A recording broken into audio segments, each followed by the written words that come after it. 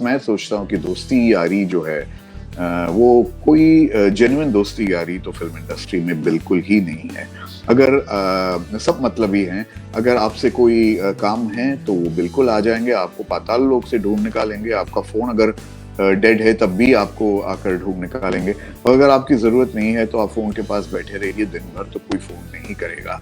तो ये आप बिल्कुल ये लिख लीजिए, पत्थर की लकीर है ये, कि दोस्ती यारी जैसी कोई चीज फिल्म इंडस्ट्री में नहीं है। आइए आज आपकी खास मुलाकात करवाते हैं एक्टर डायरेक्टर अनंत महादेवन से। अनंत महादेवन ने नवभारत टाइम्स ऑनलाइन से खास बात की है। बातचीत के दौरान अनंत महादेवन ने बॉलीवुड इंडस्ट्री को लेकर भी अपनी राय रखी है। आखिर फिल्म इंडस्ट्री में दोस्ती का मतलब क्या होता है और इस इंडस्ट्री में लोग रिलेशनशिप क्यों रखते हैं, इस पर भी अपनी राय रखी है। आइए देखते हैं। बॉलीवुड में दोस्ती यारी कितनी होती है और इस दोस्ती यारी में काम कितना होता है, मतलब कि प्रॉपर में काम काम की बात कर रहा हूँ, जहाँ पे बिजनेस इन्वॉल्व होता है, फिल्म इन्वॉल्व होती है। जैसे आप शाहरुख खान के साथ काम करते हैं, लेकिन शाहरुख खान को कभी आपने डायरेक्ट नहीं किया है, आपने तमाम बड़े एक्टर्स के साथ काम किया। तो ये जो दोस्ती होती है सिर्फ एक फिल्म तक सीमित होती है और फिल्म दर फिल्म दोस्त बनते बिगड़ते रहते हैं, और एक सीमित पीरियड तक ये दोस्ती होती है जब तक फिल्म चल रही होती है। हाँ, रिलेशनशिप्स जो है वो ज्यादातर वर्क रिलेटेड ही होते हैं फिल्म इंडस्ट्री में।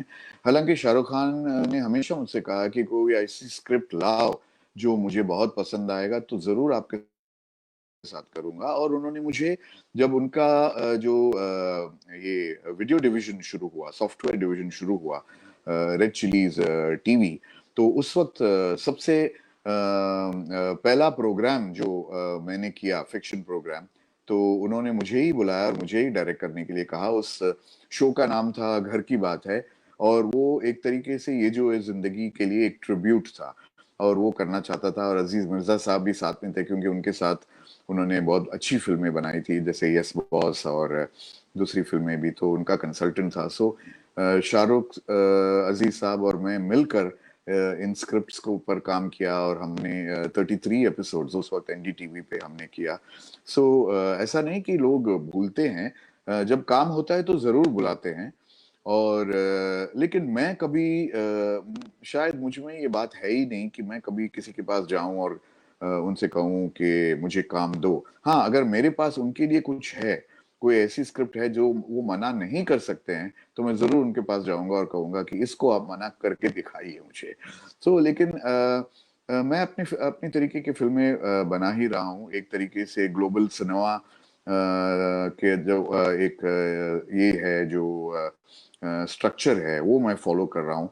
और मैं ज्यादातर जो जिसको हम बॉलीवुड कहते हैं, और उस इस शब्द से मुझे सख्त नफरत है, जो हम पॉपुलर सिनेमा कहते हैं, उस तरीके की फिल्में मैं नहीं बनाता हूँ। तो शायद कुछ लोग जिनके साथ मैंने काम किया है वो मेरे जहन में बैठते नहीं है। हालांकि एक फिल्म मैंने अभी भी बनाई है और बहुत जल्दी हम शायद ओटीटी या थिएटर में रिलीज करेंगे, जिसका नाम है लाइफ इज गुड। इसमें जैकी श्रॉफ को मैंने प्रिंसिपल कैरेक्टर के रोल में लिया है, क्योंकि ये एक मिडिल एज्ड आदमी की ही कहानी है।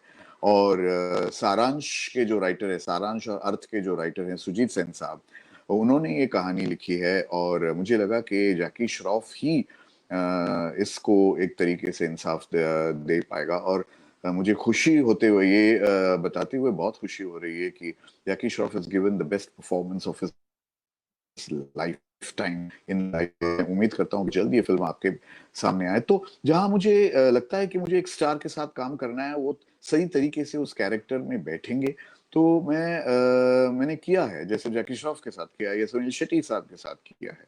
लेकिन रिलेशनशिप्स, मैं सोचता हूँ कि दोस्ती यारी जो है वो कोई जेन्युइन दोस्ती यारी तो फिल्म इंडस्ट्री में बिल्कुल ही नहीं है। अगर सब मतलबी हैं, अगर आपसे कोई काम है तो वो बिल्कुल आ जाएंगे, आपको पाताल लोक से ढूंढ निकालेंगे। आपका फोन अगर डेड है तब भी आपको आकर ढूंढ निकालेंगे। और अगर आपकी जरूरत नहीं है तो आप फोन के पास बैठे रहिए दिन भर, तो कोई फोन नहीं करेगा। तो ये आप बिल्कुल ये लिख लीजिए, पत्थर की लकीर है ये, कि दोस्ती यारी जैसी कोई चीज फिल्म इंडस्ट्री में नहीं है।